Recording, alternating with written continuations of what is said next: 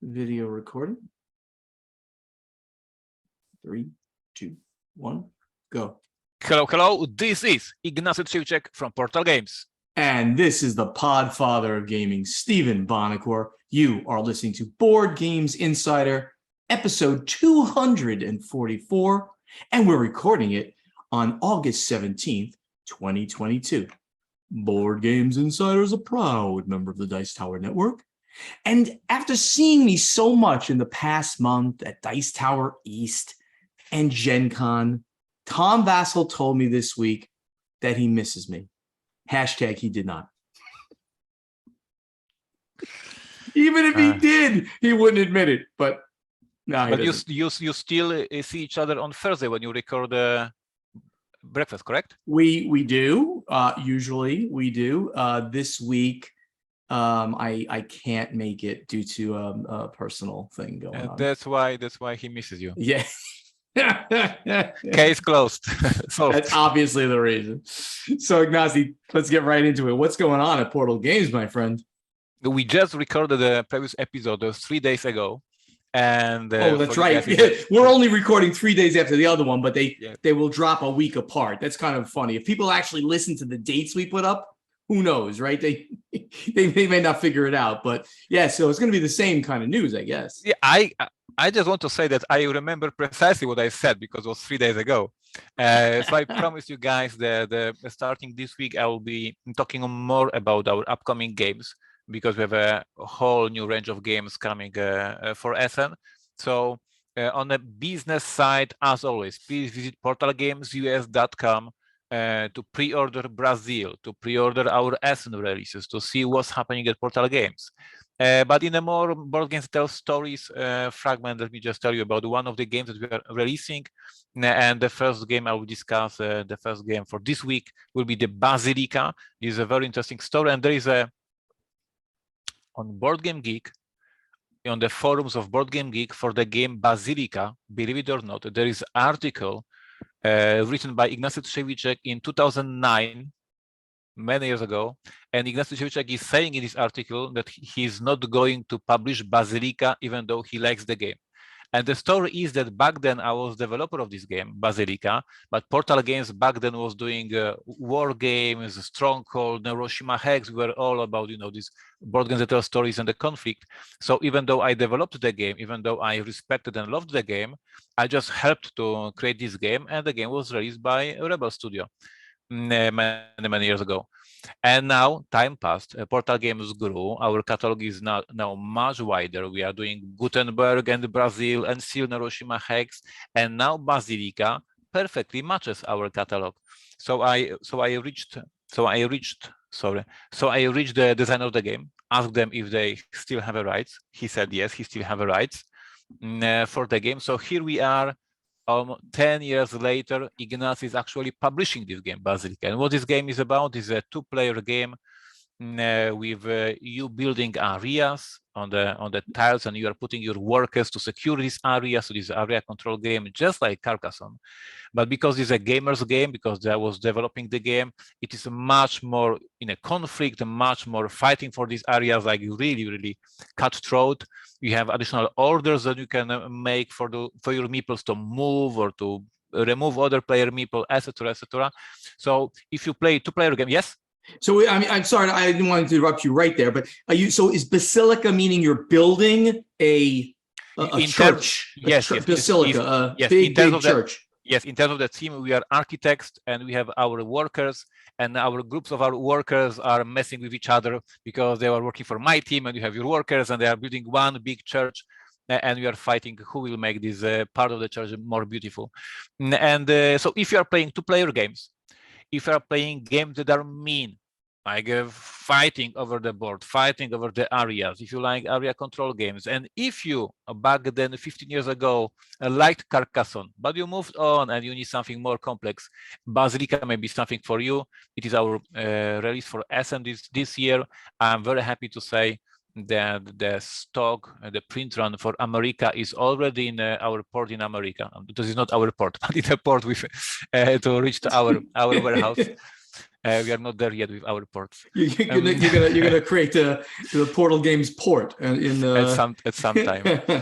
So the release for America will be at the same time as release in Europe for Essen. So I'm very happy that our production made it possible. So go to portalgamesus.com and secure your copy for Essen. If you're going to Essen, pick up at our booth, or to secure your copy for America and check out Basilica. And really, if you want to have some laughs, go to Board Game Geek, to Basilica page, and read article from Ignacy, 10 years younger, saying that this game doesn't match his catalog, and now the company grew and it matches perfectly. This is what's happening here. That's awesome stuff, my friend. I love it. I love everything you're saying just now. And I'm going to go right in at the Podfather of Gaming here. I got a challenge of the week for you guys. And I've mentioned this in the past, but I'm saying it again because of what I've done this week. So you had, in the last 3 days only, you know, it's basically the same thing going on in Portal Games. In the last 3 games here at the Podfather of Gaming, it's been very active. I've been busy. What? Busy? Bonacore? Working? Work is a little bit weird. Not exactly, but I want you to go over, as the challenge that we go over to the Podfather of Gaming YouTube channel. Please subscribe if you haven't. I'm racing to get to the 1,000 subscriber mark. It's getting closer. But the important thing there is that I posted some epic in content, but short videos from Gen Con. And that includes my exclusive interview with Craig Van Ness, the designer and now lead developer of the relaunch of HeroScape. We sat down in Indianapolis in the Yard House, my favorite place, had lunch and a beer, of course, and literally we spent 15 minutes talking about not only his storied career over at Avalon Hill and in the industry, but how it came about that HeroScape was coming back and what's going to be the changes or not changes and how it's going to happen. He couldn't give me everything, of course, because literally Hasbro Avalon Hill has basically said nothing. They had this little teaser video that came out on Wednesday, the first day of Gen Con, second day of Gen Con, and that was it. But he's given me a little bit more, but not like the ultimate stuff, of course. So please, you got to see it if you have any interest whatsoever in HeroScape. And I think anybody who's been gaming for more than 10 to 15 years, this is a 20-year-old game that went out of print 10 years ago, and they're bringing it back in all its plastic goodness. I also had an exclusive interview with Doug Hopkins. Definitely a name you don't know. He's a new member of the team over at Avalon Hill doing all the hobby game work. And he was responsible for quite a bit of the Hero Quest game that just has been released. It was on Pulse and it's now been delivered, as well as Betrayal at House on the Hill, as well as Yawning Portal. He's got his fingers in all of like the other games that are going on there. Really nice guy. Again, an exclusive interview. Nobody else interviewed either of these guys. They don't do interviews. So when I got myself, I've known Craig for a while, so he did it. And then Craig said, you know what, why don't you go talk to Doug as well? Why don't you? So they really, really love the fact that I was so interested in the work that they were doing. So they gave me all this access. And also, I want to mention that I love this type of content. I love all these stories from behind the scenes, how people were designing games, what is the thought behind this. So I appreciate you, sir. And please make more of this content, because with your networking, with you knowing all those people, like I need on your YouTube channel, I'm saying it officially, I need on your channel interview with your friend about the White Wolf and beginnings of the White Wolf and vampire and these things that these stories he can tell about the role-playing games in 90s. I will be watching this like obsessed. With your networking, you can make it happen. Maybe that's my new career. Just reach out to all my old friends. And you're talking about Steve Wick. Yep. Steve Wick, who's now RPG Now, One Bookshelf. They just merged with the drive-through with RPG Now. Roll20, no? Yep.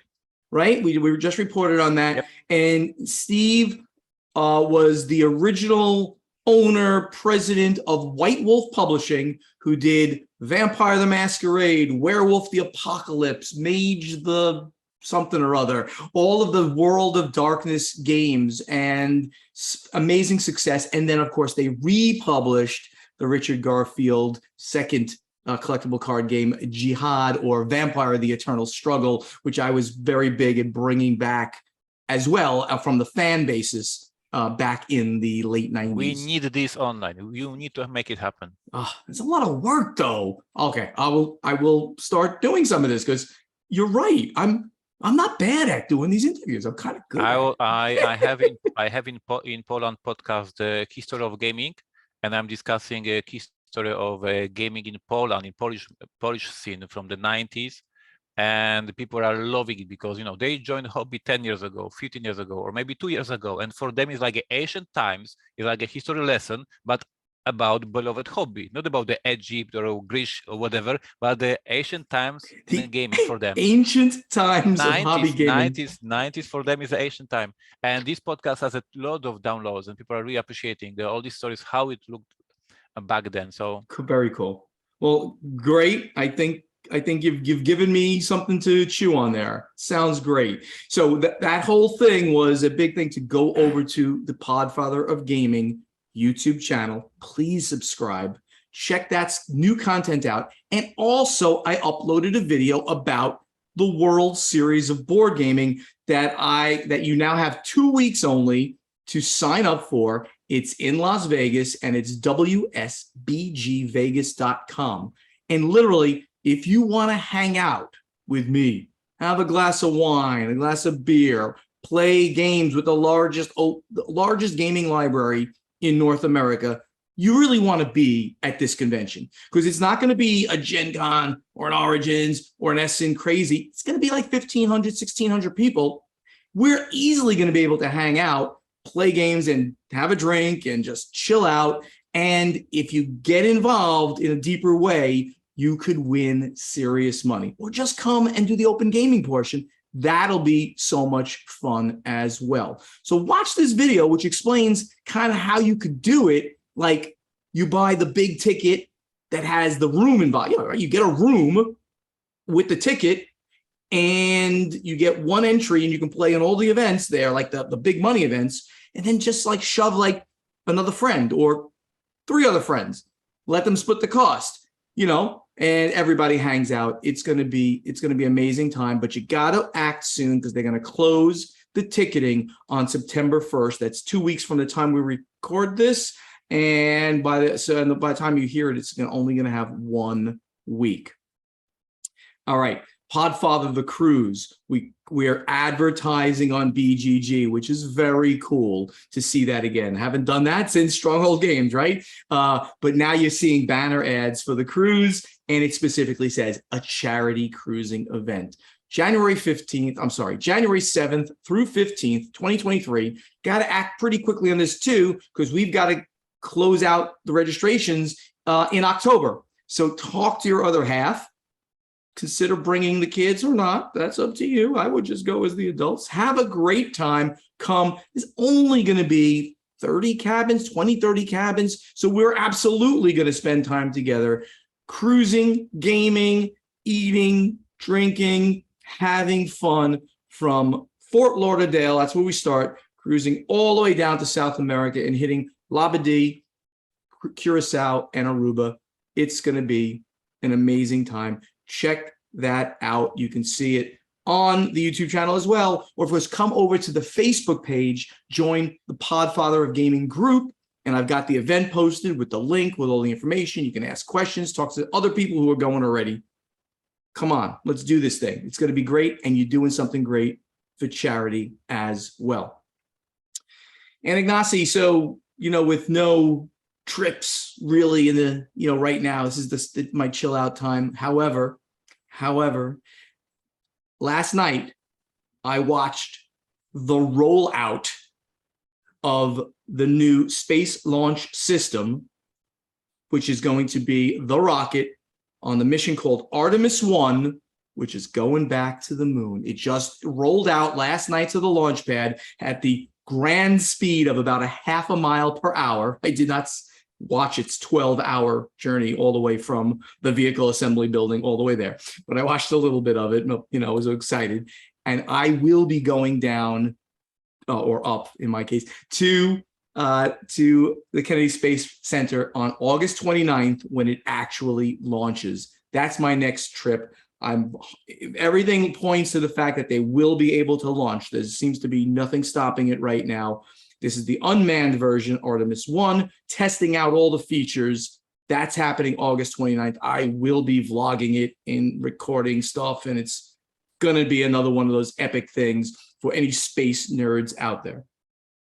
And Ignacy loves the Kennedy Space Center because he went there when he was here just a few weeks ago. So yes, and one more information, because when I was at the airport waiting for my flight, we did with my son, after these 5 weeks in America, we did our top 10 most epic moments of these 5 weeks, and the Kennedy Space Center was #1 for my son. So it was like his best moment of the whole 5 weeks trip was him visiting Kennedy Space Center. My son is obviously a science fiction nerd. He, of course, is all about the techniques and science, and he was just blown away by everything over there. So guys, if you have somebody in the family who is into science, give him for the birthday trip to there, and they'll be just mind blown. My son was mind blown, and it's something that he will be remembered for end of his life. That's very cool plug for the Kennedy Space Center. And with what they've added recently, you can't even do it all in one day anymore. Now it's, if you really want to see everything and go nice and gently through the whole thing and see all the shows, it's a 2-day event now, solidly a day and a half. But I would give yourself 2 days at the Kennedy Space Center if you ever do go. And remember, I'll be there August 29th to watch Artemis 1. After that, I'm going to go with my buddy Rod Phelps and Carrie Phelps. Paula, we're going to go down to Key West for Labor Day weekend. Can't wait, chilling out there. That should be a lot of fun. And very crowded, I bet, on Labor Day weekend. And then nothing until the World Series of Board Gaming. And then we go crazy again into Essen and BGG-Con, PAX U. It's going to be crazy fourth quarter of gaming and things. In the meantime, let's go to the event deck. So Ignacy, you posted this, and I had not found this, right, from Polygon. To be precise, Polygon posted it, and I found it. That's a better way of putting it.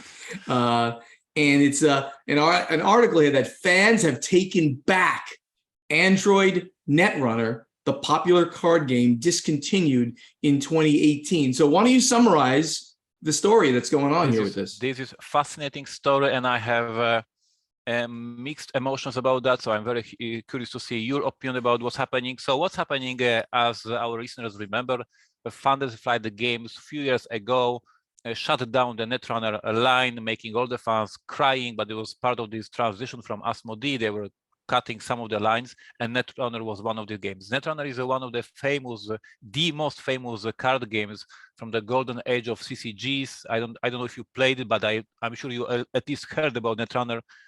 It was a major card game. So Netrunner, the card game, the CCG, actually was relatively short-lived, I think, as I recall, but very popular. And then they discontinued it, and it was impossible to get cards anymore. Then, right, they did FFG brought it. They did a board game called Android Netrunner that did pretty darn well for them. I own a copy of it; it's in my library. But they weren't supporting it with anything else. And now we're at this stage where they no, you are missing one stage. Okay. Then FFG released the card game CCG in the format of living card game LCG. It was hugely popular. Yep. It was running for a couple of years.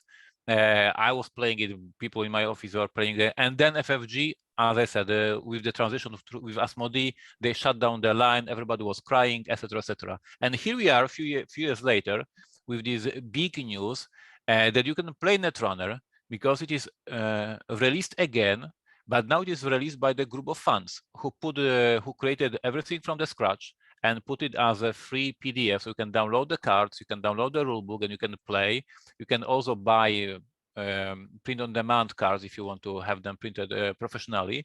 But basically, they took the whole thing and redone. And this is extremely interesting case. We mentioned this many times in this podcast, that there is no copyright for the game mechanism. what can be copyrighted is the artwork, is the wording of the rule book, all these things. But basically the game mechanism, nobody can copyright rolling a die.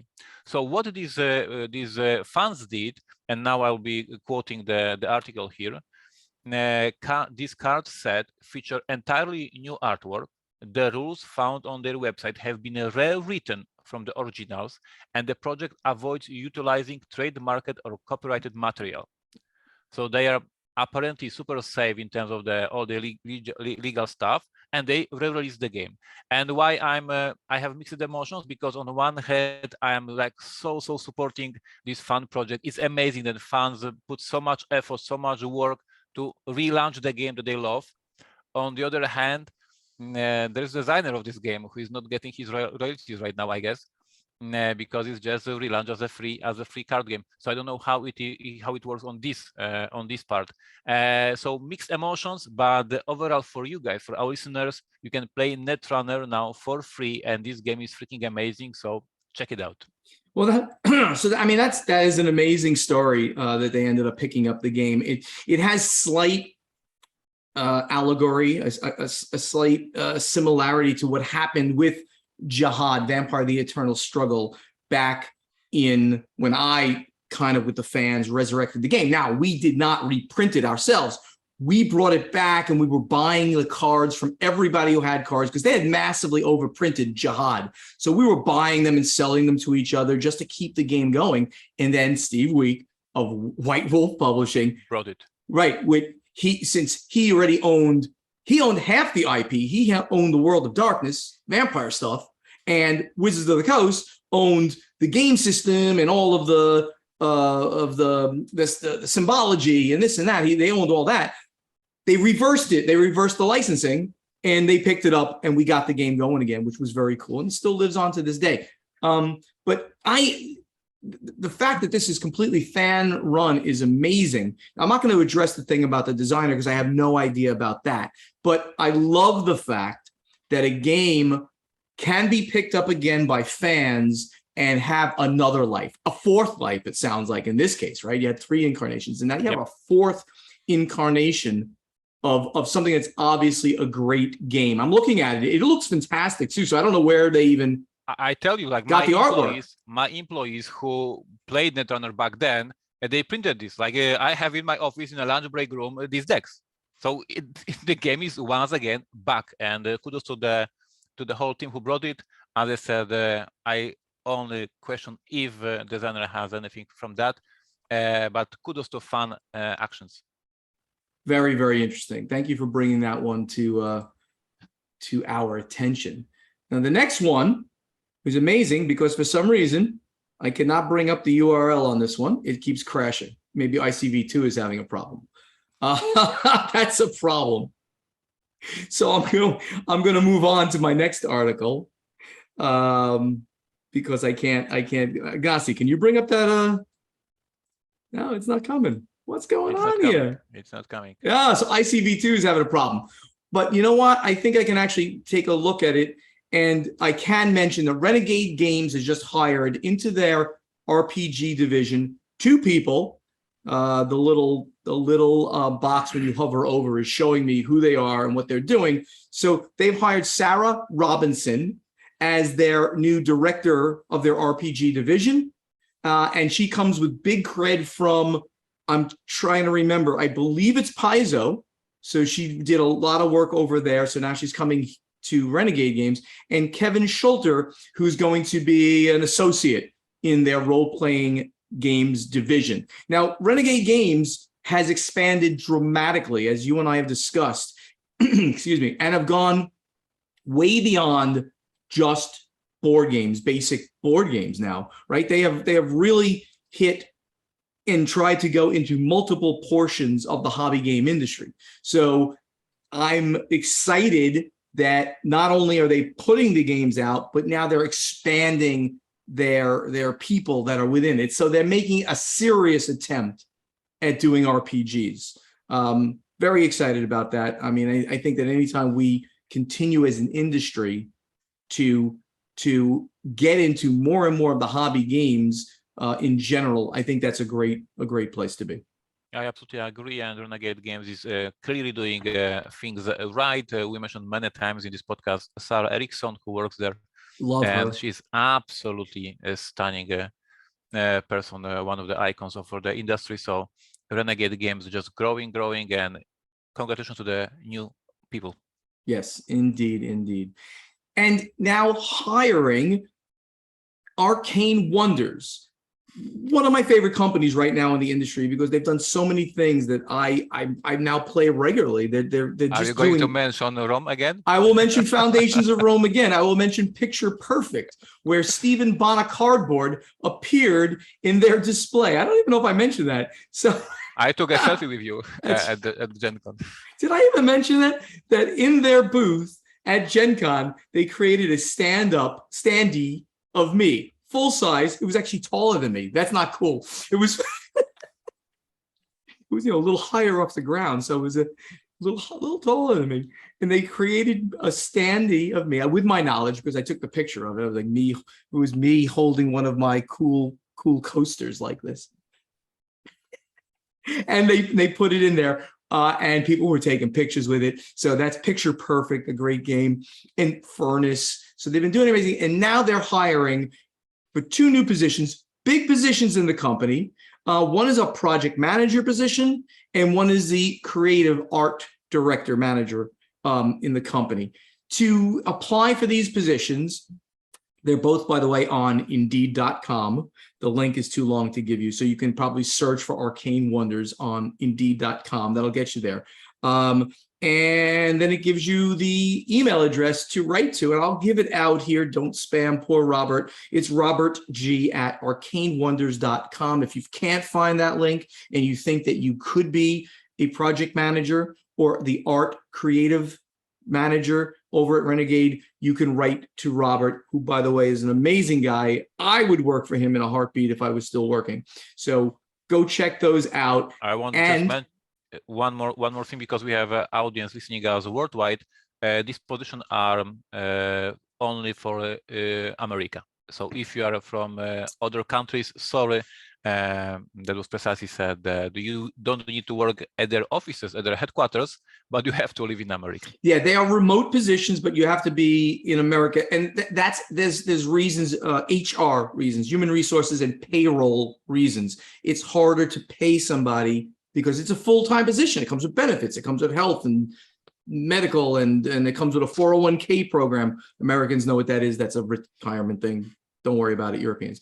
Anyway, I would work for Robert any day, or for this company. So check that out if you're looking to get into the industry. In the meantime, let's get over to strategy and tactics. So Ignacy, one of the things that we ask people to do, and I did not go take a look. I should have. No, but I think it's too early, because they had only 2 days. This episode didn't drop yet. Oh, it just dropped this morning. Yeah, You're so we right. have to give them 1 more week. So we're going to give you guys another week. Again. Time traveling a little bit. Thank you, Ignacy, for making me not sound too stupid. So the challenge that we posed on the last episode, we just dropped today, was to find references to the countries with the top board game industry in sales in total, sales per capita per person, and maybe worldwide, in Europe, in Asia. Find some references there so we can talk about that, because it's not 100% in stone. We always talk about Germany and sometimes the Netherlands being the sales per capita, the most sales per person in gaming done in one of those countries. Is that right? Is that only Europe? So we'd want to hear about that. So by next week, hopefully, we'll get back to you with some of the references that we got on this. So questions that we will now take from Christopher Hatchett, who's at Duran's Folk. Love that tag. With the various game mechanics out there, what are your favorite ones that you like in a game? Also, what are the mechanics that stand out as turnoffs to a game when you see them? Personally, I love dice. I also enjoy dudes on a map, deck, bag, pool building, push your luck, engine building. not a fan of roll or spin and move. Who is? I can't stand that mechanic. Definitely turns me off. So Ignacy, what's your favorite mechanics that, like, as soon as you hear about a game like this, something you want to try out? Yeah, obviously, worker placement is a classic mechanic that I love. It's so simple to understand, so simple to when the board is laid out and you see all these spaces where you can put your worker and activate an action. So I love games with this element. I also love games like Puerto Rico that have these rules that when I do an action, when I choose an action, everybody at the table gets some bonuses. It is in a roll for the galaxy, it is in the race for the galaxy, it is in Puerto Rico. I love this mechanism when I do something and everybody else get a little bit of this bonus too. So these are the things that I would mention, but I obviously love deck building, etc., etc. Lots of great mechanisms in the gaming. That's why we say in every single podcast, this is a rich hobby and we can take from so many different genres of games and enjoy them. Absolutely. So mine's going to have a theme. It's hidden. Hidden is the theme here. Hidden trader, hidden role or hidden agenda, hidden movement. Really got into hidden movement a lot with recently with Letters from Whitechapel, which I'm absolutely loving. So I just like when I know something and you don't know it. So not everything is on the board where we see it all, because that kind of gives you that fog of war. And in that, I'll even plug Fog of War by Jeff Engelstein, which we did, which had all this hidden stuff that you had to figure out. Should I make an attack over here, or am I just feinting that attack and stuff? So that portion, when we have absolutely asymmetric information like we do in the real world, and we can use that in a game. Also, roll and writes, of course, as you guys know, I became the king of roll and writes there at the end.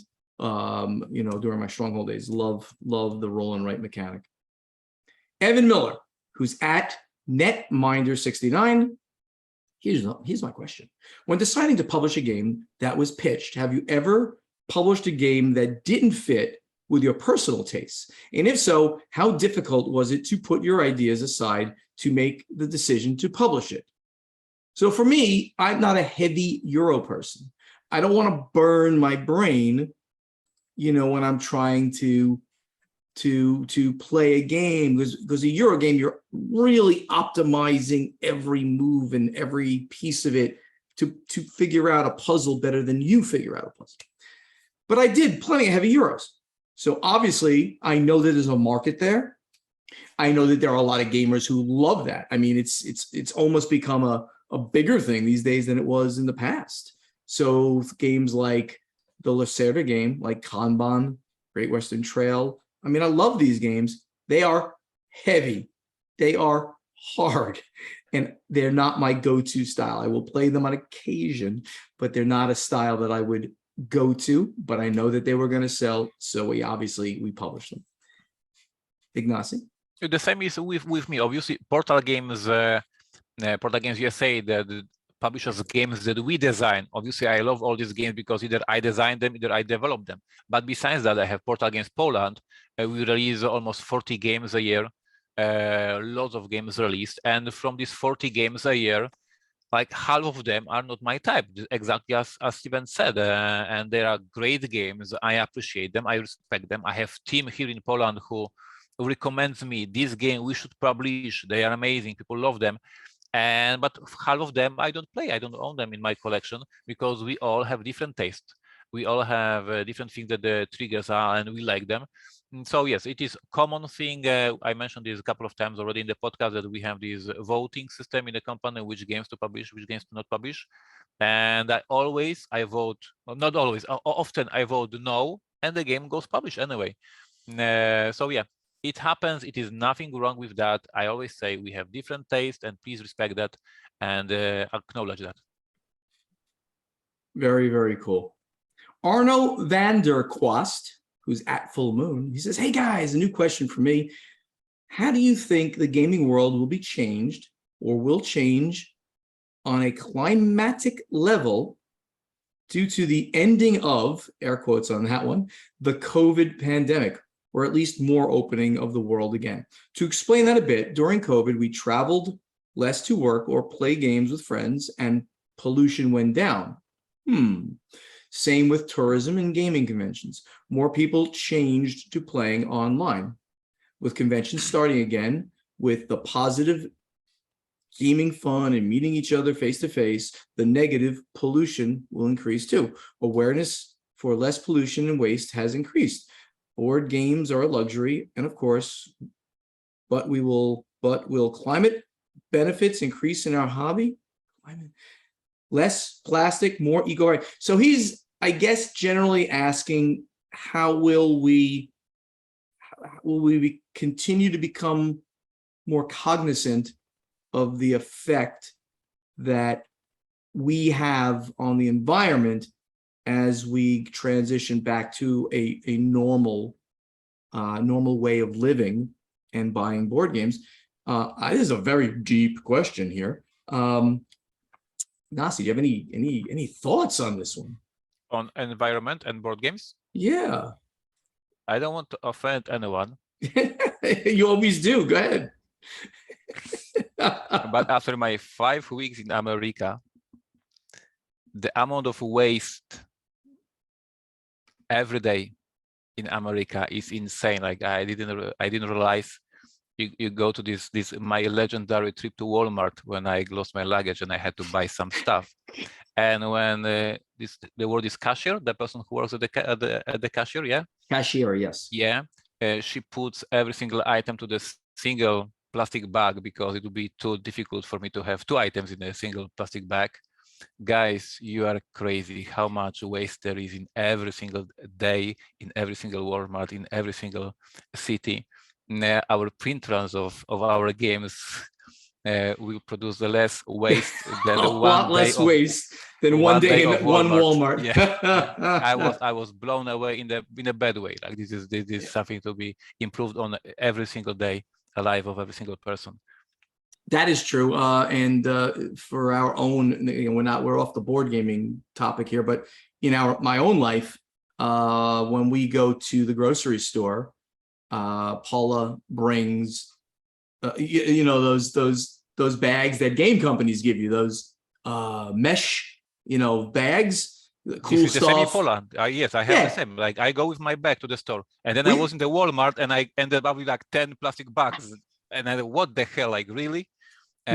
We bring a half dozen or more of those knit, weaved bags, and they encourage you to do that. Yep. In fact, some stores were starting to charge you for using the plastic bags, not because they needed to, but because they wanted to encourage you to bring your own it's of any Poland, kind. Yes, it's in Poland for many years already. So like I say, America, catch up with the environment and don't ask about the board game companies. They are too small to. But I will continue a little bit. I think that so to try to answer a little bit of Arno's question, who I believe is probably from Europe. I would say that travel is going to open up again. So people are going to travel again. And that's, so we're getting to more and more efficient ways of traveling with less pollution. It's going to take time. Board gaming, it's you all out there demand plastic. Simple as that. To the extent that we can minimize the amount of stuff, packaging we put in there, sure, that could happen. But the market demands certain things, and we can't make plastic miniatures without plastic. So that's not changing anytime soon. And as Ignacy implied, compared to the amount of waste in so many other ways, it's probably a microcosm of the whole thing. And guess what? That all sits on your shelf for years and years and years. And those stupid plastic bags, they get put into the environment and they go kill turtles and things like that, which is really, really, really sad. All right. Very tough question to answer. We should have a Kickstarter with plastic miniatures made from wood. I don't think that's possible. That's a good one though. Josh Wasser, who's no, Josh. Josh needs to wait for the next week. It's almost, we are recording for 40 minutes. It is 45 minutes podcast. Well, you didn't. Sorry, Josh. Sorry, you didn't put the thing in this. I already put it in there. Too late. Josh, please listen to the next episode. Josh Wasser, you'll be the first on the next episode. In the meantime, let's get over to playtesting. All right, last week, I posed a question to you all, and that question was, what are your top 5 games of all time, or top 1 or top 10? We're not going to limit you. I asked people to create a list, and I see, oh, you were very nice. Most of you were very nice about the list, because otherwise it's so hard to read it. But then, of course, you can comment on it. So, Ignacy, you usually comment first, so why don't you pick some of these very interesting lists? And so first of all, I did some analysis, some deep analysis of the answers. Analysis. Yes, this is what I did exactly. And terraforming Mars, the most common. Really? Yeah. Someone of you picked Terraforming Mars. I absolutely agree. It's a great game, so no surprise here. But thank you for funding my retirement. Again. Yes, congratulations once again. It is indeed a great game. But I picked the answer to read aloud from Justin. He said number 1, Mage Knight. He said number 2, Twilight Imperium. He said number 3, A Feast for Odin. Number 4, Alchemist. And number 5, Gravwell. Why I picked his answer? Because Mage Knight, I never played it. Twilight Imperium, I played like 20 minutes and I said, I don't understand a thing, and I dropped. A Feast for Odin, I haven't played. Alchemist, I played like a half an hour. I was so confused with the app that I dropped. And Gravwell, I never played. So thank you, Justin, for recommending me 5 amazing games, apparently, that I really, really need to check out. He mentioned 5 games. None of them I played in my life. This is a shame for Ignacy, and congratulations for Justin. Wow. Okay. That's a very, very good one. And all of those games you've never played. Yep. You never played Twilight Imperium? That's a shame. It's one of those games you have to try. You play with some experienced players, you just have to, because it's too iconic. 8 hours. Well, if you play with people, it should not be 8 hours. Don't 7. play with maybe 7. No, don't play with people who just analysis paralysis. It's not good. It's not good. All right, I'll pick one also. One that looks like it has a lot that I've never played, which is good, from Gabriel Perez, who picks a top 5 of 1846, The Race for the Midwest, obviously an 18xx game. That's great to have a game like that on the list. It's old school, but very cool. He put Kanban on his list. We've already talked about that. The beauty of the game, and added how everything is synced together. Falling Sky, a GMT game. And since it is a coin game, there is always interaction between the players. What is coin game? Counter-insurgents. What? Counter-insurgents. Counter-insurgents. That's what I meant. The powerful Romans, in this case, may not win it all. Then add the Germans, who can mess up everything. If you want to play interaction coin game, this is the way to go. Okay, so it's basically coin is a very famous line of games from GMT. There's like 10 of these games, and they're all about the mechanism, but in different regions, different timelines, and with some slight changes of the rules. But it's one of the most famous war game series. So basically, generally somebody is the aggressor, and then you have to raise a counter-insurgent army or group to go in. And one of the most famous is Cuba Libre. Is about Mr. Castro getting to the power, and one player plays Castro, one player plays Americans, one player plays Mafia, who just want to get money from Cuba. And so everybody has their own agenda. Everybody wants to get something else from Cuba, and they are fighting for the power in Cuba. Very interesting game, and very interesting the whole line of games. Very interesting. I'm going to talk to my buddy Chad, who listens to the podcast, and he will tell me all about the coin games from GMT. He's a big war gamer. Lorenzo Il Magnifico, great game. I usually play the base. I play with all player counts, in my opinion. Very cool, never played. And Manhattan Project, Energy Empire. I've never played any of those games except for Kanban, of course. So that was kind of cool. He went into even more games. He mentions Cuba Libre, a knife fight from the beginning. Your ally may be the one stabbing you in the back. Love that kind of idea. So these were great answers. And it's funny because you see the diversity of the answers, right? I mean, some people kind of go old school. Some people stay more in the cult of the new-ish stuff, but everybody seemed to integrate some of the older stuff that they kind of cut their teeth on, they kind of grew up on, like Age of Steam shows up a lot, but then all of these other newer games show up a lot as well. So I like this. There was a great list and a great question. Who put that question up? Oh, that was me. Ignacy, what question what question do you have for everybody? Oh, this is a scary one. There is a dreadful question, or maybe the question is not dreadful, but the answers might be dreadful, because I am challenging you today with a very serious question. And the question is, what worries you about the future of our industry?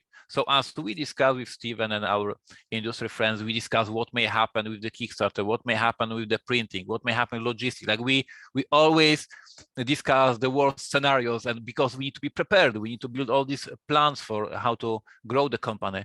But what is perception of the customers? What is perception of the players? How you see the future of the industry, and what you are worried what may happen to us, to the publishers, what may happen to our industry. So give us your vote and make us more worried, I guess. So we usually ask each other the question as we do this, and yeah, it's a really hard question, right? I mean, and I'm looking for like the real worries. I mean, we've gone through one of my not worries. I mean, one of the things that I'm absolutely not worried about is any economic downturn, because we just went through the worst one ever, or almost the worst one ever. We've been through the one in 2008-9, huge, the Great Recession, we called it here.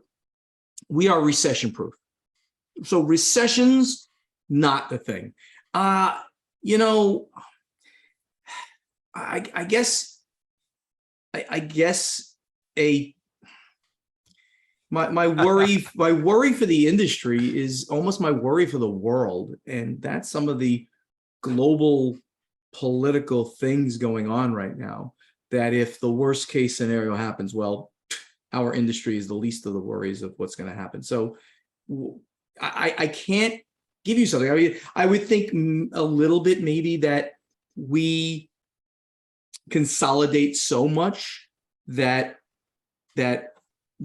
there's the innovation goes away. Maybe the costs rise for the smallest publishers, that they can no longer effectively bring out games at any price point that makes sense. But that's a stretch, because I really don't think it's going to happen. But I guess theoretically, if we can't produce games at a price that makes sense, well, people are going to go out of business, because you can only make so many $100 games, for instance. Ignacy, you have any thoughts on what your biggest worries are? I'm from Poland. I have only bad visions of future. So no, I'm leaving it to our listeners. Let them tell us what they are worried about, because I'm worried about everything. This is my daytime job, to prepare plans for everything. I love it. You make me laugh. You make me happy, because you're so sad every day. And I guess I was making you happy because I was sad during my remodeling. This is how it works. It's called Schadenfreude. Right? It's a German word, right? English and German word. Anyway, so right now, Ignacy will create a thread for you all on Board Game Geek to answer our question to you. So please go to the guild on Board Game Geek, find our play testing thread for this question, and post your answer to it. In the meantime, as he's doing that, I'm going over to the final scoring. Thank you so much for listening. Help us spread the word about this podcast by telling your friends to download Board Games Insider wherever they like to get their podcasts, or watch Board Games Insider on the Podfather of Gaming YouTube channel. Subscribe. It's great. To ask us questions for our strategy and tactics segment, you must post them in the correct thread in our guild on Board Game Geek. And to answer our question to you from the playtesting segment, also go to our guild on Board Game Geek and look for the thread with this episode's question. Board Games Insider has a Facebook page, so please like us on Facebook. Also on Facebook, please like our pages, Ignacy's page and Steven's page, which is /PortalGamesUS and /PodfatherGaming. our websites, Portal Games US and podfathergaming.com. Go there, sign up for the newsletters, and have up-to-the-minute information on what's happening at Portal Games and with the Podfather. On social media, you can speak directly to Ignacy and Steven. On Twitter, it's at Portal Games US and at Podfather Gaming. We're very active there. Same on Instagram and on YouTube. Again, the channel names are Portal Games Movies, Portal Games Gameplays, and The Podfather of Gaming. Check out Ignacy also on Portal Games US, the TikTok channel. We hope to see you at an upcoming convention. Probably the next big one for you guys to see us both would be in Essen. You know, Ignacy, why don't we do, you're there the whole time. Why don't we do a mini meetup or something at the Portal Games booth? That'll be fun. Absolutely. We're going to figure something out. We can do it. Yep. We can figure something out where you get to take pictures, sign autographs. I don't know if anybody wants my autographs. Whatever. We get to hang out for a little bit. Be honest. You just want people to bring you beer. That would not. You're looking for the delivery space. Can you imagine? I would be like, you have your own mini booth with just delivery space. I don't know what I'm going to do with it. That will be fun. I do encourage it, but don't worry. Just come by and say hi, give a hug, a fist pump, an autograph, whatever you want to do. This would be fun. We got to do this. Board Games Insider was professionally edited by Matthew Jude from This Game is Broken podcast. If you'd like him to edit your podcast, please contact him on Twitter or email at thisgameisbrokenpodcast@gmail.com. Also, that great voice you hear doing our intro, outro, and in-between segments is that of Ray Greenlee. He can be contacted to do voiceover work at raygreenleevoiceover.com. Ignacy, special news time.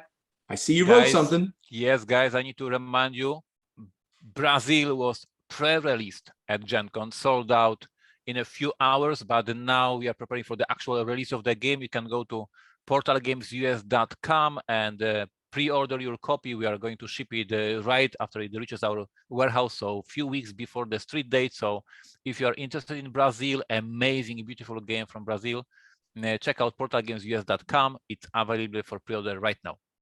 That's awesome. And I'm going to also again mention the World Series of Board Gaming, guys, WSBGVegas.com. Check it out and check out on YouTube what I'm talking about, that this could make very cool sense for you, bringing a bunch of people together, hanging out, getting a room together, and then doing the convention. It's going to make sense. It's going to be fun. And you and I are going to party in Vegas, baby. Vegas. That's the coolest part of all. Everybody, we'll see you next time. Bye-bye. Thank you. Bye-bye.